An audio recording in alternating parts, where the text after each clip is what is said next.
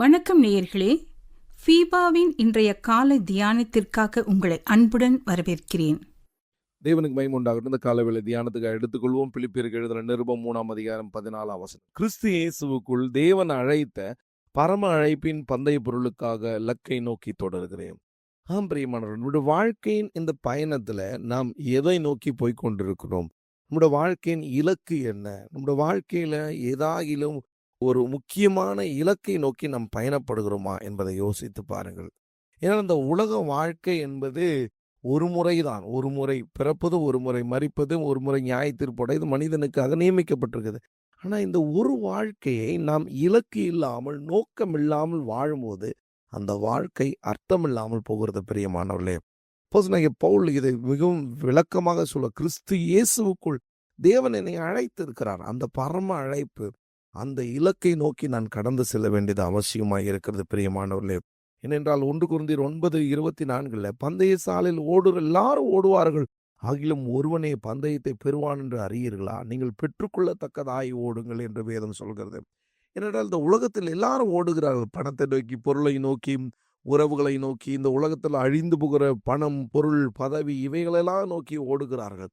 ஆனால் நம்முடைய வாழ்க்கையில் எந்த இலக்கை நோக்கி நாம் ஓடுகிறோம் என்பது அவசியம். பிரியமானவர்களே, நம்மளுக்கு இலக்கே இல்லாமல் வாழும்போது அந்த வாழ்க்கை அர்த்தமில்லாமல் போகிறது. பிரியமானவர்களே, இன்னைக்கு உலகில் வாழ்கிற அதிகமான மனிதருடைய எண்ணங்கள் எல்லாம் ஏதோ பிறந்துட்டோம், ஏதோ வாழ்றோம், ஏதோ போகிறோம். இல்ல, இந்த வாழ்க்கை மிகுந்த பிரயோஜனம் உள்ள ஒரு வாழ்க்கை. ஒரு 3 விதமான மனிதர்கள் சந்தித்தார்கள். ஒரு நல்ல மருத்துவர் சந்தித்தார், ஒரு பெரிய கட்டட கலைஞர் சந்தித்தார், ஒரு வெறுமையான ஒரு மனிதனும் சந்தித்தான். அப்போ இந்த மருத்துவர் சொன்னார், நான் அநேக உயிர்களை காப்பாற்றுகிறேன், நான் அதை செய்கிறேன், இதை செய்கிறேன் அப்படின்னார்.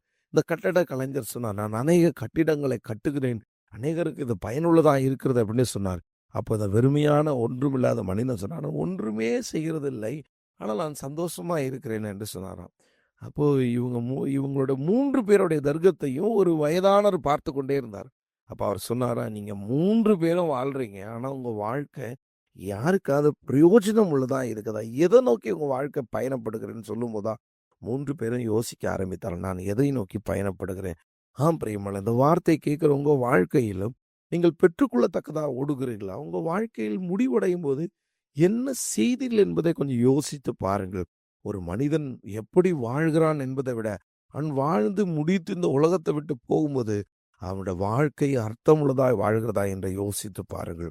இந்த உலகில் எத்தனையோ பெரிய பெரிய தலைவர்கள் வாழ்ந்திருக்கிறார்கள். அவருடைய கல்லறையெல்லாம் இன்றைக்கும் நம் மத்தியிலே காணப்படுகிறது. அந்த கல்லறைகளுடைய பிறப்பும் அவருடைய இறப்பும் எழுதப்பட்டிருக்கிறது. அவருடைய வாழ்க்கையை குறித்து பேசுகிறார்கள். அவருடைய வாழ்க்கையில் இப்படியாய் சாதித்து இருக்கிறார், அநேக காரியங்களை சொல்கிறார்கள். உங்களுடைய வாழ்க்கை எதை நோக்கி பயணப்படுகிறது? பிரியமானவர்களே, கொஞ்சம் யோசித்து பாருங்கள். நம்முடைய வாழ்க்கை இந்த பரலோகத்துக்காக, அந்த நித்தியத்துக்காக அழைக்கப்பட்டிருக்கிறோம். பிரியமானவர்களே, கிறிஸ்து இயேசுவுக்குள் நம்மை தமது நித்திய மகிமைக்கு அழைத்தருமாய் இருக்கிற சகல கிருபையும் பொருந்திய தேவன் தாமே கொஞ்ச காலம் பாட அனுபவிக்கிற உங்களை சீர்படுத்தி, ஸ்திரப்படுத்தி, பலப்படுத்தி நிலைநிறுத்துவாராக என்று 1 பேதுரு 5:10 சொல்லுகிறாரே.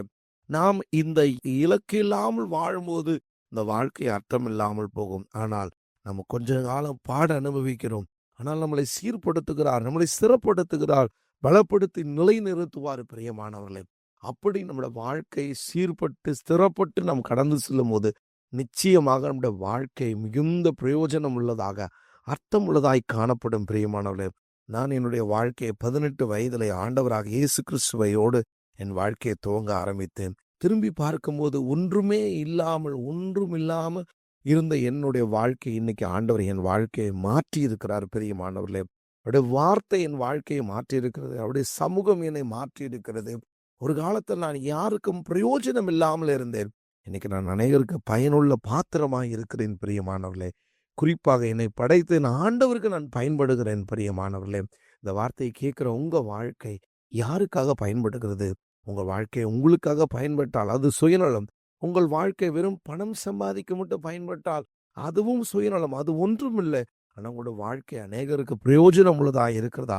யோசித்து பாருங்கள். பிரியமானவர்களே, உலகத்தில் வாழ்ந்த அநேக மிஷனருடைய வாழ்க்கையை சரித்திரங்களை நான் படித்திருக்கிறேன். அவருடைய வாழ்க்கையெல்லாம் இன்றும் பேசப்படுகிறது. இன்றைக்கும் அவருடைய வாழ்க்கையை அர்த்தம் உள்ளதாய் வாழ்கிறார்கள். பிரியமானவர்களே, காரணம், அவர்கள் இலக்கை நோக்கி ஓடுகிறவர்களாய் காணப்பட்டார்கள். உங்களுடைய இலக்கு எதை நோக்கி ஓடுகிறது என்பதை யோசித்து பாருங்கள். உங்கள் வாழ்க்கையின் இலக்கு என்ன? உங்களுடைய ஜீவியங்கள் எதை நோக்கி போகிறது என்பதை யோசித்து பாருங்கள். ஒரு சாலையில் ஓடுகிற ஒரு வாகனம், அந்த வாகனத்துக்கு நிச்சயமாக ஒரு இலக்கு இருக்கும். இந்த இடத்துக்கு போய் கடந்து செல்ல வேண்டும் என்று. அதனால்தான் அந்த வாகனம் இயங்கிக் கொண்டிருக்கிறது. பிரியமானவர்களே, நம்முடைய வாழ்க்கையும் வெறுமையாக இயங்காமல் இலக்கை நோக்கி ஓடுவோம். நிச்சயமாக கர்த்தர் தாமே உங்களை நடத்துவாராக. ஒரு நாளும் மறந்து விடாதீர்கள், உங்களுடைய வாழ்க்கை அர்த்தம் இல்லாமல் வாழ்ந்து விடாதீர்கள், இலக்கு இல்லாமல் வாழ்ந்து விடாதீர்கள். அப்படி வாழ்ந்து விட்டால் உங்களோட வாழ்க்கை எவ்வளவு ஆண்டுகள் வாழ்ந்தாலும், நீங்கள் 80 வருஷம் வாழ்ந்தாலும் 100 வருஷம் வாழ்ந்தாலும் இந்த வாழ்க்கை அர்த்தமில்லாமல் போகும். டேவிட் லிவிங்ஸ்டன் அவருடைய அடக்க ஆராதனையில அவருடைய நண்பர் புலம்பின வார்த்தை இதுதான். அவருடைய அடக்கத்தின் போது அவருடைய நண்பர் புலம்புகிறார்.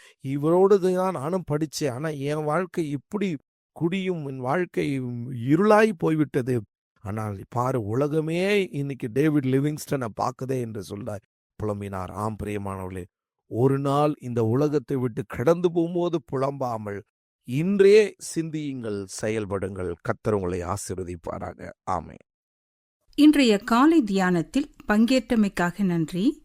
உங்களது கருத்துக்களை பகிர்ந்து கொள்ளவோ மேலும் விவரங்கள் அறிந்து கொள்ளவோ 9458585042 என்ற எண்ணிற்கோ அல்லது info@fibaonline.org தொடர்பு கொள்ளவும்.